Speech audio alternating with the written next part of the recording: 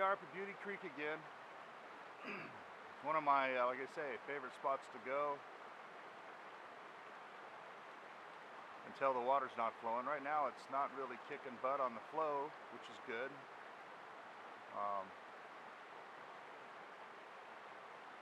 Slow down a little bit.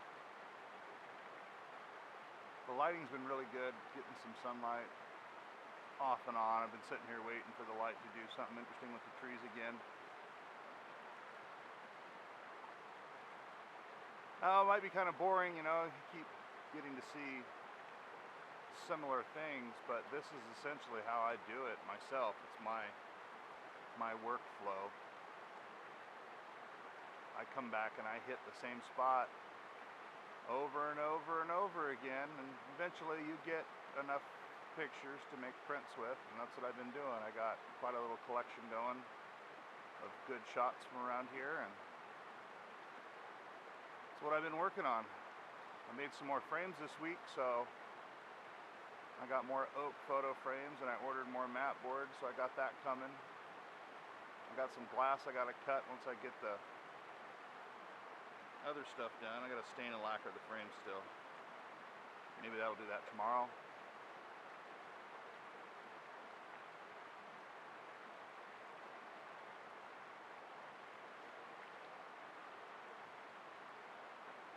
I was watching YouTube last night again. Oh, wait a minute.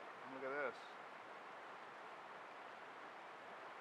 Sunlight's busting in a little bit. And I realized that you have to spend a lot of time practicing and putting in the effort. I watched a guy jump up on stage with the Foo Fighters to play guitar, and he rallied it. And you know, when the time came, he had amassed all the talent that he had.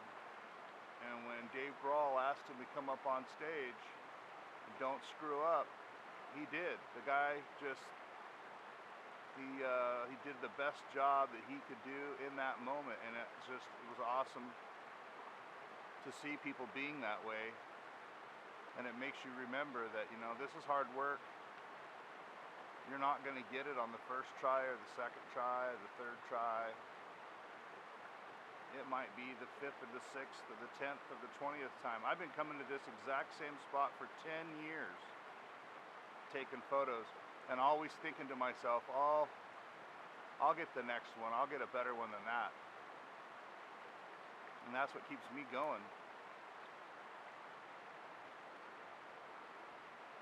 Is the thought that I'll get the next one, the next better one. And that's why we keep shooting. That next shot.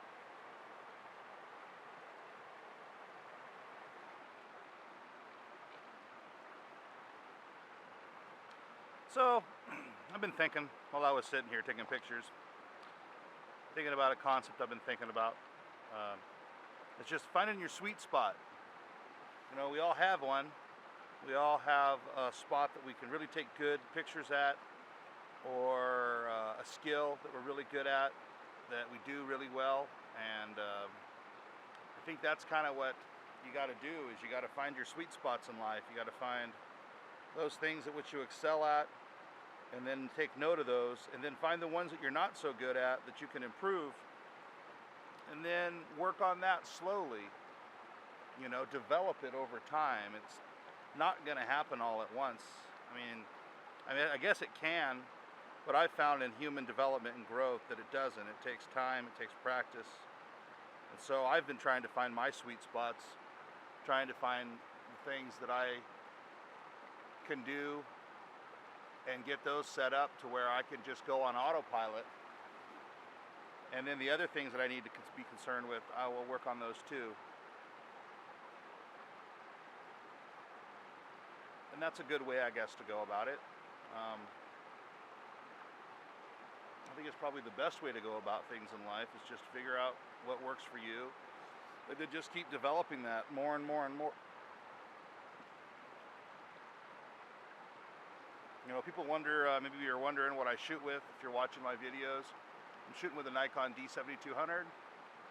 I'm shooting with the lens that came with it, the kit lens, an 1855 VR2. So far the lens works for me. I've seen a lot of people talking a lot of trash. Oh, that lens isn't sharp. Oh, this isn't that. Well, okay. Maybe it's not as sharp as some other lenses that are out there. Maybe it's not as good as something else. Or maybe you just ain't shooting it right. I mean, really, you got to spend quite a bit of time getting yourself familiarized with a piece of lens, glass, camera, whatever it is. Each thing has its own little idiosyncrasies that you got to figure out as you're using it. And I think a lot of times, if you just listen to what everybody says, oh, just never go past f11. I've been shooting stuff at f24 today, and I'm still getting good focus. So you got to figure out where your sweet spots are and where you can leverage your lens or leverage your shot to make it look the way you choose to make it look. And that's all a part of it. You don't just go buy lens A and get those results. And you know, what's really funny is going online and look at other people's pictures is great. I like seeing other people's work. I like seeing what they're doing. But there's another problem with it, and that is you don't know what they did in post-processing, and you don't know what they did in their camera too. You know, you can set up your camera inside to where you can have more sharpness and set all your other things, your white balance. You can change a lot of things that really make a big difference in how it looks. You know, I try to do most of my editing right here at the Creekside. I'll use my rotating polarizer filter that I use. That's really the only filter I have that I use is a polarizer, and that's it. Sometimes I'll use my ND filter, but not much. I've only used it maybe twice. I thought I was going to, but it was more of a pain in the butt to use the kind that I was using a screw on. So, and I don't have the money to throw down for a really nice set of Lee filters yet. And I don't really know if it would make that much of a difference in my shooting. I mean, it might a little bit, but the reality of it is, I just try to maximize everything that I can do with my own gear that I got in my pocket and try not to spend money. I hit the secondhand stores, I get all kinds of stuff there. You'd be surprised what you'd find. I found a nice brand new rotating polarizer Hoya filter there at the secondhand store for like $5. It's still on the box. So I guess what I'm saying is you know, find your sweet spot, figure out all those things that you have a command of, figure out the things you don't have a command of, and then figure out how you're gonna learn how to do what you need to do. I also go to secondhand stores and buy a lot of photography books. There's a lot of used ones around in secondhand stores, and it's great. You can buy a book for $2 or $3, so you're not dropping $20 or $30 on a book, and you can look at some pictures and you can get some ideas. There's a lot of the Time Life or Kodak, sorry, not Time Life, Kodak. I bought a bunch of Kodak books, and everything that's in there that talks about black and white photography completely is the same as today. You're doing the same stuff. You know, we have so much better equipment and so much better gear. Our tripods are better, our cameras are better, our lenses are better, our computers, they didn't even have computers when they first started this stuff. So you think about it, you have no excuse except for not putting in the time, because you can go out and get a brand new camera, and as long as you got 10 pixels, at least I guess is for me, that's my bottom line, is about 10 pixels. I have a Nikon D80. I can come out here and I can shoot the exact same stuff with my other 18 to 55 lens, and I'll get pretty similar results. I won't get as much sharpness, of course, because we're talking 24 pixels versus 10.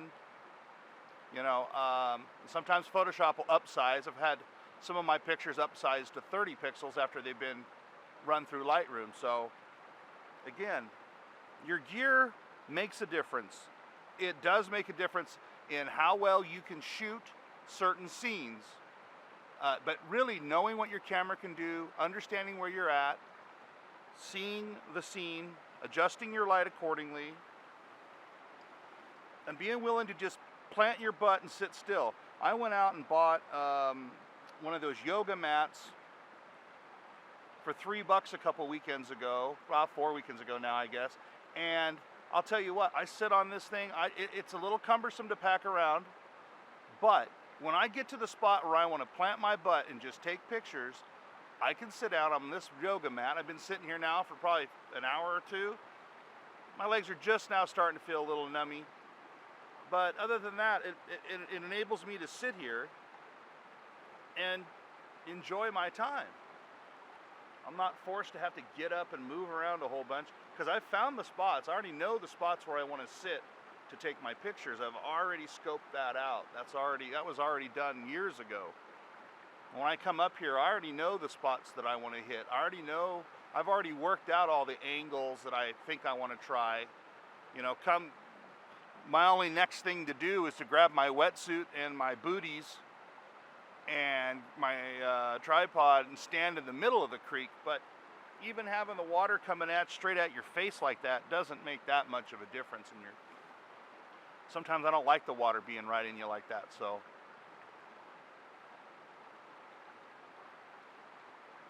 You just gotta, find your spots.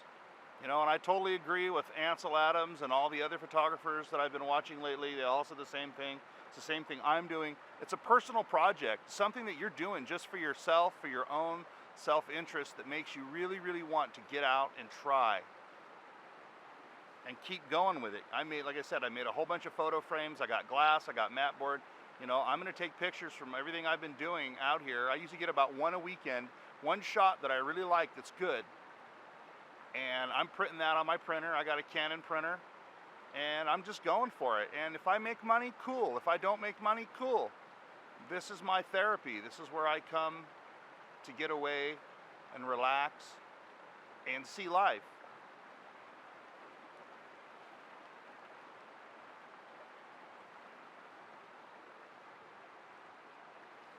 And it's great out here. I've been out here since about 8:30. It's been a lot of fun. The light's getting so good, I might move downstream and see what's there. Maybe get a few more shots. My feet are pretty cold. I've been dangling them in the creek here. Anyways, just wanted to share that, what I was thinking, find your sweet spot and then go from there. Then figure out the things that you're not so good at and start working on those too. And it's gonna take time and it's gonna take practice. And the difference between the people that can step out on the stage and play that guitar when Dave Grohl says, "Come on up, bud." The difference is put in the time, put in the practice, you will see results. Maybe find somebody you can go shoot with. I don't shoot with a lot of people. I shoot with nobody. So I can't say that that's good advice because I don't go take pictures with other photographers. I'm kind of like, I just like to do what I like to do when I like to do it. Don't like to be bothered with other folks making me move or asking me a lot of questions. I'm trying to do what I'm doing and chill. So, but I guess, you can, if you have a friend that you can go with, it's fun, go for it, drag them along. I don't know anybody that wants to go out and get up early and go do stuff like this on the weekends much. So I just do it by myself and there's nothing wrong with that, Find your sweet spot, go tackle it. Think about that picture you really want to make. They're everywhere. All right, y'all. Hope you had a good day, or having a good day, or gonna have a good day. Be good. Take a look, see what you see. Take a picture. Don't take a picture. It's okay. Enjoy life. Have a wonderful day.